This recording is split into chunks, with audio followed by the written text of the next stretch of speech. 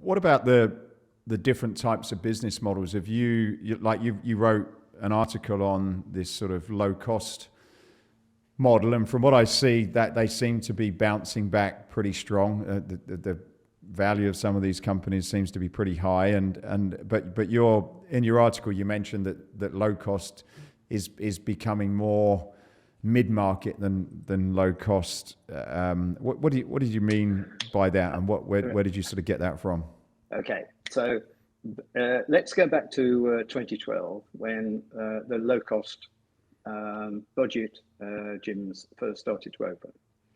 So in our 2012 report, we said we have to divide between low cost and mid-market and the luxury end. So where should we define this?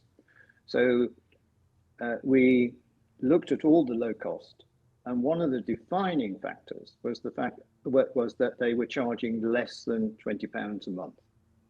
So we said, okay, that's the cutoff point. In 2012, that's the cutoff point.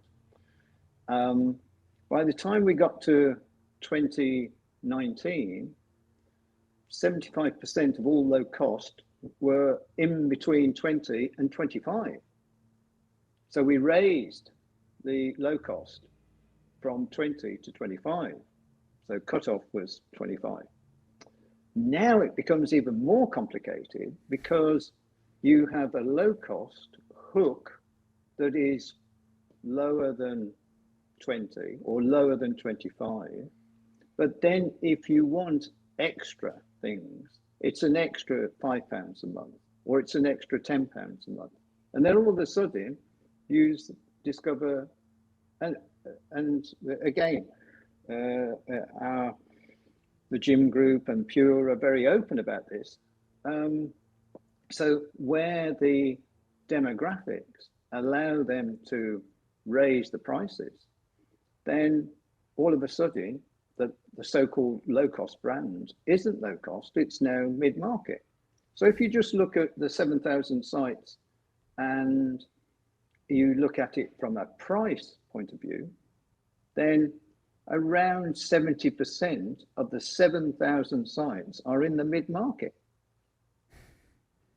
So the low cost up to £25, then let's say we go up to £75, and then above £75 is more luxurious premium.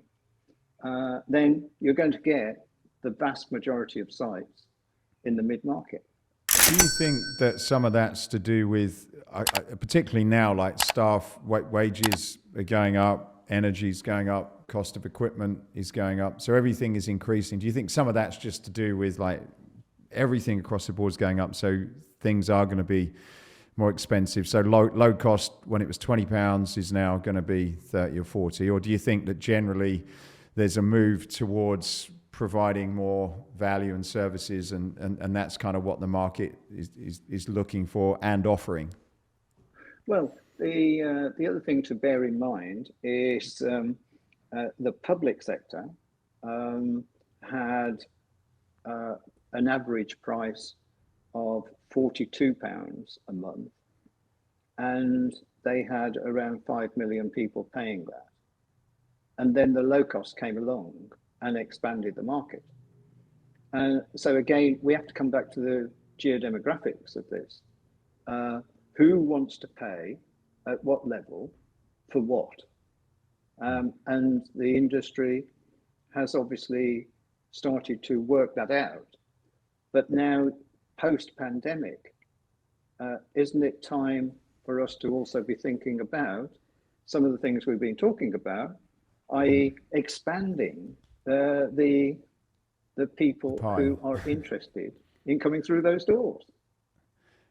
Yeah, that's right. That's what I was thinking. And again, going back to that beginning point then, do you think, it seems in terms of penetration rates, and I guess you're going to reveal that in the report. I'd be interested to see what that is now. But yeah, very interesting. Even I'm interested in that. But it seems as though it's not we're not getting massive jumps in penetration rates. So we're probably circulating a lot of the same people, increasing competition, which is fine. But now we've got to look at, I think you've identified that there are new markets. It seems as though if we want to increase that, and if your statistics say, depending on where that's going, that we've got to find new areas of growth. Do you think that if we're not in just the fitness, but we are more into health, and I suppose COVID has made lots of people that I know think about health as being more important, and health comes from exercise and nutrition, etc. Do you think that if people are more educated, that there could be a need for a better quality of product? Because I think everybody knows that you can't go into a low-cost gym and get results, just on your own. It doesn't work. It will get you started, but you're not going to get your results without some form of intervention and support and coaching and education. So do you think that if there's more value in the proposition and a better understanding of how nutrition and diet relates to your health, that there's more people paying more money available to the industry?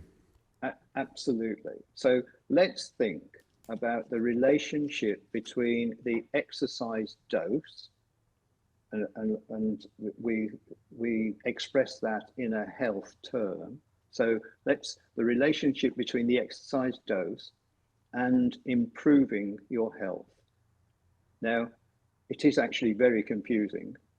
It needs more research, and then it needs more education. But doctors and academics agree that physical activity affects the health span. I proved it with my mother. And so more than the lifespan, what we want to do is we want to put an unhealthy lifestyle at the back of our thoughts and educate people to a healthy lifestyle. And if we can do that, then we're going to expand our industry and potentially double it within the next few years.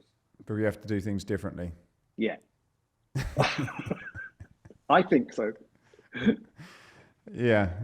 Well, I know you've always talked about, on the last podcast, you said everybody should have a personal trainer, and I've not seen that model yet. I know that the digital world seems to be allowing that to be enabled a lot easier than what it would. But I guess that's the truth. You can't, the average, even a skilled person, I would argue, would struggle to really get to where they need to be just left to their own resources. Even people that are super motivated, it's not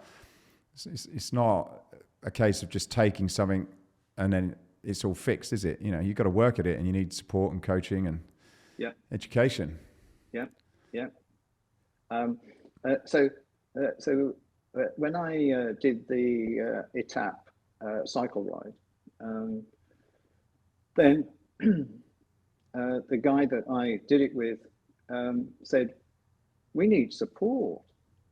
So we took a former professional cyclist and we went cycling with him twice a week. We then took a nutritionist, because we needed to understand how to keep the legs going. Then we took a personal trainer, and one of the first things that he said was, no more spinning classes for you two. And we go, but we're going on a big cycle ride, surely spinning classes are good. He said, no, because I can't measure it. Everything you do from now on is going to be measured. Wow. And then, of course, we had masseurs and we had osteopaths, and we had a whole team of people behind us. But on the day, it was fabulous, and we were successful and we enjoyed it. But looking back on it, would I have just done it on my own? Probably not.